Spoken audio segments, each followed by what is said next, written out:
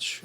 We're trying to create too much when there's nothing there. And in the end, the story of the game was the turnovers. It's 30-11 points off turnovers, and it's a great lesson for our young guys. It's hard to win in this league. Every possession matters, and especially with the pace and the three-point shooting today. You turn the ball over with a careless play, it's automatically a layup or a three at the other end, and the whole momentum shifts. And so it takes a lot of discipline to play 48 minutes and keep making the right play over and over again. And so I love the effort tonight, but I thought we got a little too ambitious, and that led to some turnovers that really hurt us. I think you had 11 fouls. I'm sorry? I think you had 11 fouls in the third quarter. Yeah. And that's the quarter you lost by 12. You say it often, but turnovers and fouls. Yeah. I mean, it's,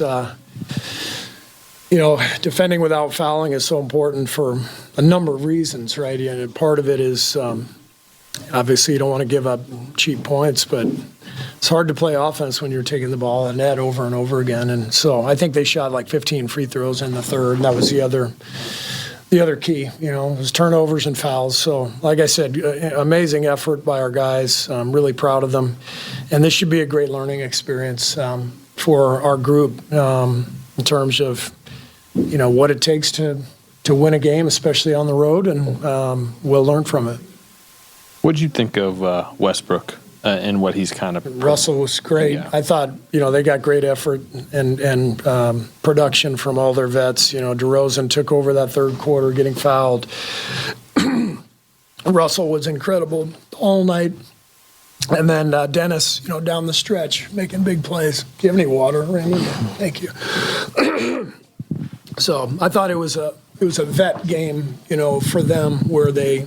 Thank you. I just thought they made the plays. They kind of used their savvy to get to the line, to beat us in certain spots, to, bait us into some turnovers. And our young guys got a lesson. Yeah. Speaking of vets, you said all along you're not worried about how tough changes. When you have a player, especially a veteran player, struggling the way he is, what can you do to help get him back on? Just got to keep playing. I thought Al played a great basketball game tonight.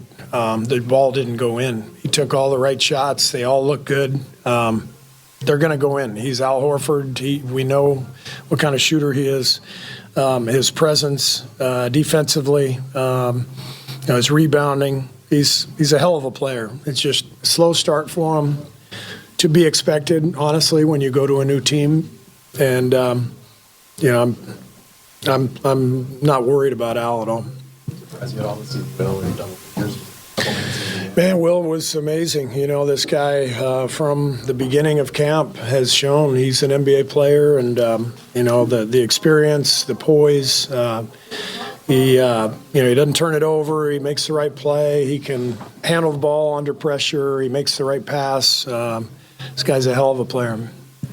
Coach, follow about Will and Kings player, the Nick. I'm sorry, I can't hear you. Will and the Kings player. Could you speak into the microphone? Okay, thanks. Thank you. Will and the Kings player, the Nick Clifford, they both rookie, and they both have the 4 years college basketball experience. And you always mention about how important about those experience. Yeah. I was wondering, what's your impression of those young players have been able to fit in the NBA so quickly? Yeah, the college experience is a big deal. Will played and won a national championship last year, and all those big games, all that learning that comes from playing under pressure, understanding what wins. It all matters. And so most players in the league today, come in with very little experience and playing big games. And it's hard for them to, suddenly be thrown into the deep end. And so the benefit of guys like Will and Quentin is you get all those reps at a high level in college. You're just, more ready for what you're facing in the NBA. Where are you seeing growth from Moses? Moses has just found his groove, shooting the ball, obviously, and he's found his conditioning. You know, to miss 2 weeks of camp is really difficult, especially when camp is only 3 weeks and you start right into the season. So the first few games of the year, you know, he was behind, and he's clearly caught up. I mean, he is, you know, he's shooting the ball well. He's defending at a high level. He's competing every second. It's fun watching Moses play. Thanks.